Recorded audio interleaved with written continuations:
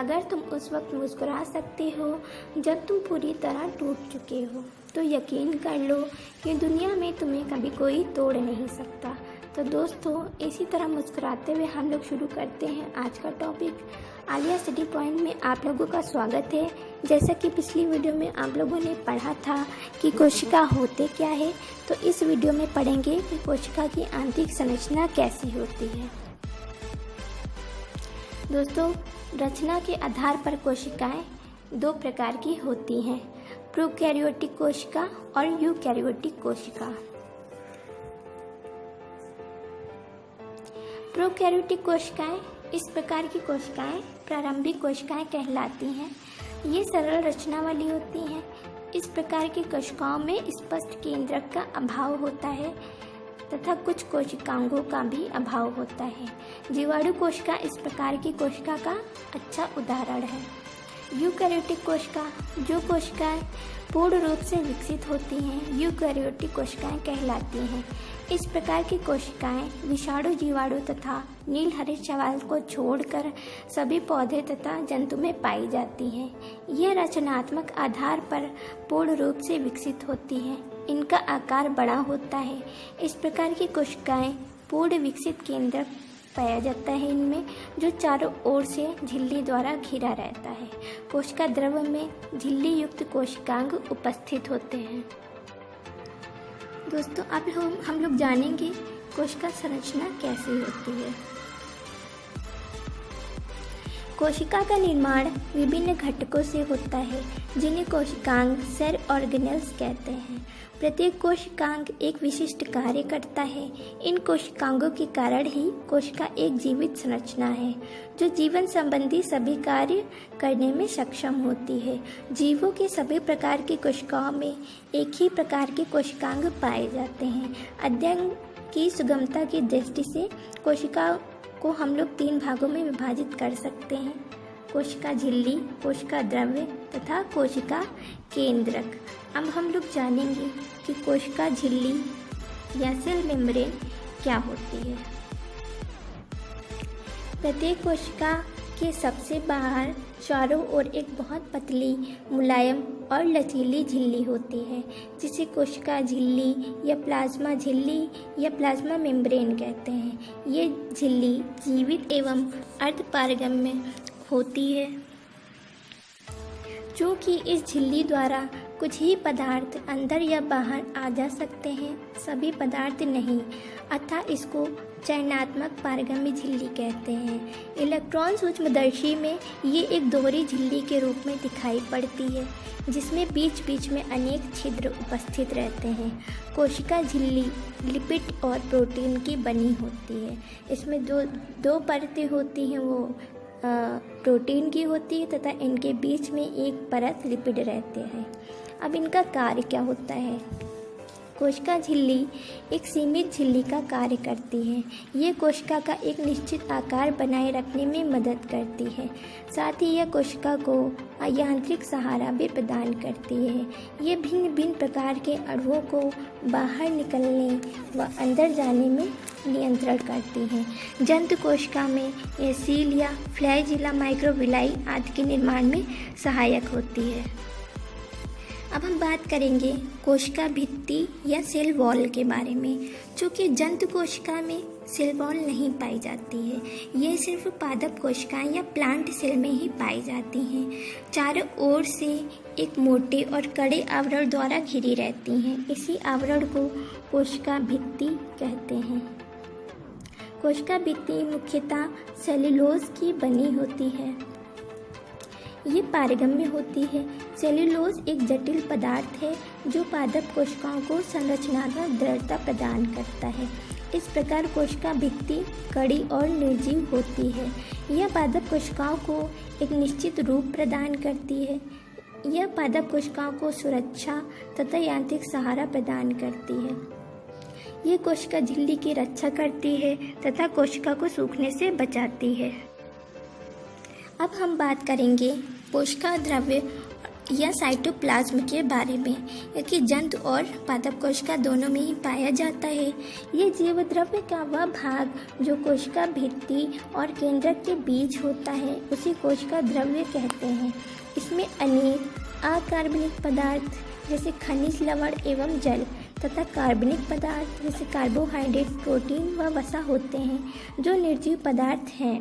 कोशिका द्रव्य एक बहुत गाढ़ा, पारभासी एवं चिपचिपा पदार्थ होता है। इसमें अनेक रचनाएं उपस्थित होती हैं जिनके अलग अलग कार्य होते हैं। इन रचनाओं को हम लोग कोशिकांग कहते हैं। मतलब कि जितने भी कोशिकांग होते हैं वो कोशिका द्रव्य या साइटोप्लाज्म में पाए जाते हैं। अब जो यूकैरियोटिक कोशिका होती है उसमें झिल्ली युक्त होते हैं, मतलब एक कवरिंग पाई जाती है, जबकि जो प्रोकैरियोटिक कोशिकाएं होते हैं उसमें ये झिल्ली युक्त नहीं होते हैं। कोशिका द्रव्य में हम लोग निम्नलिखित कोशिकांग पाए जाते हैं जो विभिन्न प्रकार की उपापचयी क्रियाओं को दक्षतापूर्वक संपन्न करते हैं। तो आइए जानते हैं हम उन कोशिकांगों के बारे में। सबसे पहले हम लोग बात करेंगे अंतःप्रद्रवीय जलिका या एंडोप्लाज्मिक रेटिकुलम की। जंतु एवं पादप कोशिकाओं की कोशिका द्रव्य में अत्यंत सूक्ष्म शाखित झिल्लीदार तथा अनियमित नलिकाओं का एक घना जाल होता है। इस जालिकाओं को हम लोग क्या कहते हैं? अंतःप्रद्रवीय जलिका। ये लाइपोप्रोटीन के बने होते हैं और कोशिकाओं में समानांतर नलिकाओं के रूप में फैले रहते हैं। अब ये दो प्रकार के होते हैं। पहला तो है स्मूथ एंडोप्लाज्मिक रेटिकुलम, दूसरा है रफ एंडोप्लाज्मिक रेटिकुलम। तो स्मूथ एंडोप्लाज्मिक रेटिकुलम क्या होता है? चिकनी अंतःप्रद्रवीय जलिका। इस प्रकार की अंतःप्रद्रवीय जलिका की झिल्ली चिकनी होती है। इनकी सतह पर राइबोसोम नहीं पाए जाते हैं तथा ये लिपिड स्राव के लिए उत्तरदायी होते हैं। जो खुरदरे अंतःप्रद्रवीय जलिका रफ एंडोप्लाज्मिक रेटिकुलम होते हैं, इनकी झिल्ली के ऊपर छोटे छोटे कण पाए जाते हैं जिन्हें राइबोसोम कहते हैं। ये प्रोटीन संश्लेषण के लिए उत्तरदायी होते हैं। अंतःप्रद्रवीय जलिका अंतःकोश के परिवहन तंत्र का निर्माण करते हैं। जो स्मूथ एंडोप्लाज्मिक रेटिकुलम होते हैं वो वसा एवं कोलेस्ट्रॉल संश्लेषण में भाग लेते हैं। जो खुरदरे होते हैं एंडोप्लाज्मिक रेटिकुलम वो प्रोटीन संश्लेषण में मदद करेंगे। अब हम बात करते हैं जो रफ एंडोप्लाज्मिक रेटिकुलम होते हैं उन पर जो राइबोसोम पाए जाते हैं, इनका क्या काम होता है? इसकी जो खोज है वो पैलेट नामक वैज्ञानिक ने की थी। ये ऐसे कण हैं जो केवल इलेक्ट्रॉन सूक्ष्मदर्शी से ही दिखाई पड़ते हैं। ये अंतःप्रद्रवीय जलिका की झिल्लियों की सतह पर सटे होते हैं या फिर अकेले या गुच्छों में कोशिका द्रव्य में बिखरे होते हैं। ऐसे राइबोसोम जो गुच्छों में मिलते हैं उन्हें पॉलीराइबोसोम या पॉलीसोम कहते हैं। ये रचनाएं प्रोटीन और आरएनए की बनी होती हैं। राइबोसोम प्रोटीन संश्लेषण में भाग लेते हैं। अब हम बात करेंगे गोल्जी उपकरण या गोल्जी काय या गोल्जी कॉम्प्लेक्स या गोल्जी बॉडी की। इसकी जो खोज है वो कैमलो गोल्जी ने की थी। साधारणतया सूक्ष्मदर्शी से देखने पर ये मुड़ी हुई छड़ या गुच्छों के समान प्रतीत होते हैं। पादप कोशिका में ये कोशिका द्रव्य में मुड़ी हुई छड़ के समान रचना बनाकर बिखरे रहते हैं जिन्हें डिक्टियोसोम कहते हैं। ये कोशिका का मुख्य श्रवण या सेक्रेटरी अंग होता है। ये लाइसोसोम एवं पेरोक्सिसोम के निर्माण में मदद करते हैं। पादप कोशिका विभाजन के समय ये सेल प्लेट बनाते हैं। अब हम लोग जानेंगे लाइसोसोम के बारे में। इसकी खोज डी डवे नामक वैज्ञानिक ने की थी। ये बहुत ही सूक्ष्म कोशिकांग हैं जो छोटी छोटी पुटिकाओं या वेसिकल्स के रूप में रहते हैं। इनके चारों तरफ एक पतली झिल्ली होती है। इनका आकार बहुत छोटा और थैली जैसा होता है। इसमें ऐसे एंजाइम होते हैं जिनमें जीव द्रव्य को घुला देने या नष्ट कर देने की क्षमता होती है। कोशिकीय उपापचय में व्यवधान के कारण जब कोशिका क्षतिग्रस्त हो जाती है तो ये जो लाइसोसोम होते हैं वो फट जाते हैं एवं इनमें जो एंजाइम रहते हैं वो अपनी ही कोशिका को पाचित कर देते हैं। इसके परिणाम स्वरूप कोशिका की मृत्यु हो जाती है। इसी वजह से इन्हें आत्महत्या की थैली या सुसाइड बैग भी कहते हैं। तो आत्महत्या की थैली किसे कहते हैं? लाइसोसोम को। अब हम लोग जानेंगे माइटोकॉन्ड्रिया के बारे में। इसकी खोज अल्टमैन नामक वैज्ञानिक ने की थी। ये कोशिका द्रव्य में पाई जाने वाली बहुत महत्वपूर्ण संरचना होती है जो कोशिका द्रव्य में बिखरी रहती है। अल्टमैन ने इसे बायोब्लास्ट तथा बेंडा ने इसे माइटोकॉन्ड्रिया नाम दिया था।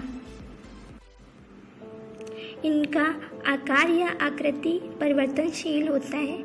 ये कोशिका द्रव्य में कणों, सूत्रों, छड़ों तथा गोलकों के रूप में बिखरे रहते हैं। प्रत्येक माइटोकॉन्ड्रिया एक बाहरी झिल्ली एवं एक अंतः झिल्ली से चारों ओर घिरी रहती है तथा इसके बीच में एक तरल युक्त गुहा होती है जिसे माइटोकॉन्ड्रियल गुहा कहते हैं। माइटोकॉन्ड्रिया की भीतरी झिल्ली से अनेक प्रवर्ध निकलकर माइटोकॉन्ड्रियल गुहा मैट्रिक्स में लटके रहते हैं जिन्हें हम लोग क्रिस्टी कहते हैं।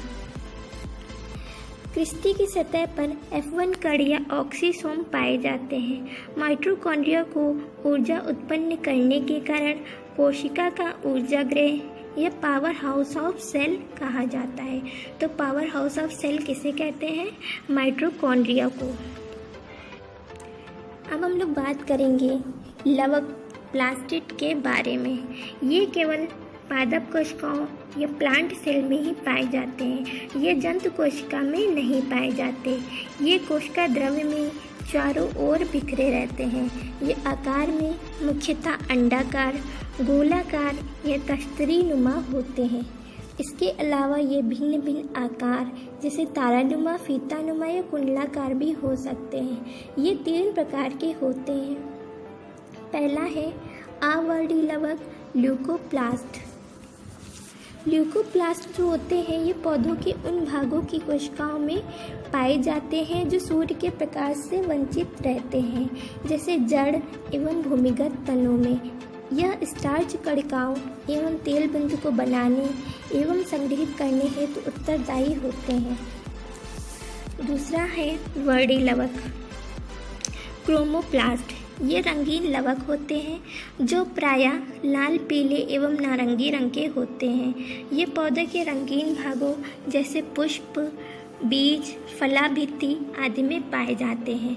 तो रंगीन भागों में क्रोमोप्लास्ट या वर्णी लवक पाए जाते हैं। जो तीसरे हैं वो है हरित लवक क्लोरोप्लास्ट।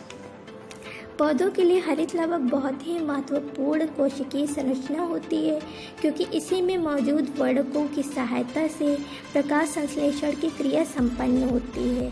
इस कारण हरित लवक को कोशिका का रसोई घर कहा जाता है। तो कोशिका का रसोई घर किसे कहते हैं? क्लोरोप्लास्ट को। हरित लवक में हरित के कारण कैरोटीन एवं ज़ैंथोफिल नामक वर्णक भी पाए जाते हैं। मतलब पर्णहरित के अलावा कैरोटीन और ज़ैंथोफिल भी पाए जाते हैं। जो पत्तियों का पीला रंग होता है उसका कारण होता है कैरोटीन। पर्णहरित में मैग्नीशियम धातु उपस्थित रहता है। तो पर्णहरित में कौन सा धातु उपस्थित रहता है? मैग्नीशियम। अब हम लोग जानेंगे रसधानी या वैक्यूल के बारे में। कोशिका की रसधानियाँ वैक्यूल्स चारों ओर से एक अर्धपारगम्य झिल्ली से घिरी रहती है जिसे टोनोप्लास्ट कहते हैं। रसदानियाँ छोटी या बड़ी हो सकती हैं। जंतु कोशिकाओं में वैक्यूल्स छोटी होती हैं जबकि पादप कोशिकाओं में बड़ी होती हैं। पादप कोशिकाओं की रसधानियों में कोशिका रस भरा रहता है जो कि एक निर्जीव पदार्थ होता है। ये कार्य क्या करती हैं? जंतु कोशिका में जो रसधानियाँ होती हैं वो जल संतुलन का कार्य करती हैं और जो पादप कोशिका में होती है वो स्फीति तथा कठोरता उसे प्रदान करती हैं। कुछ एक कोश के जीवों में विशिष्ट रसधानियाँ कुछ अपशिष्ट पदार्थों को शरीर से बाहर निकालने में सहायक होती हैं। अब हम लोग जानेंगे सेंट्रोसोम के बारे में। इसकी खोज बोवेरी ने की थी। ये केवल जंतुकोशिका में ही पाया जाता है। यह एक बेलन जैसी रचना के रूप में दिखता है। ये जंतुकोशिका के केंद्र के पास एक छोटा सा चमकदार क्षेत्र होता है। इसमें एक या दो सूक्ष्म रचनाएं होती हैं जिन्हें सेंट्रियोल कहते हैं। प्रत्येक सेंट्रियोल के चारों ओर धागे की तरह तारक रश्मियाँ दिखाई पड़ती हैं। तारक काय जो सेंट्रोसोम होते हैं वो जंतुकोशिका विभाजन में मदद करते हैं। तो दोस्तों, इस वीडियो में हमने पढ़ा कोशिका झिल्ली तथा कोशिका द्रव्य में पाए जाने वाली कोशिका के कोशिकांगों के बारे में। इसकी अगली आने वाली वीडियो में हम लोग जानेंगे केंद्रक के बारे में।